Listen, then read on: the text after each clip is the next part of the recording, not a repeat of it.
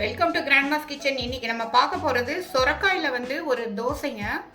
சொரக்காய் இந்த கப்பில் ஒன்றரை கப் இருந்ததுன்னா அதில் ஒரு கப் அளவு புழுங்கல் அரிசி, அதே அளவு பச்சரிசி அல்லது ஏதாவது ஒரு சிறுதானியம். இன்னைக்கு நான் சாமை அரிசி போட்டிருக்கேன், அது போட்டுக்கலாங்க. போட்டு இதை நல்லா ஒரு 2 hours சோக் பண்ணிடலாம்.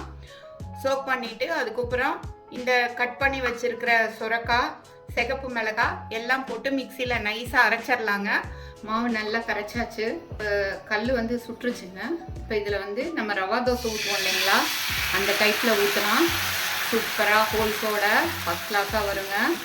இது 2 பக்கமும் திருப்பி போட்டு சுட்டு எடுக்கலாம். இதுக்கு லைட்டாக ஆயில் போட்டால் போதும்.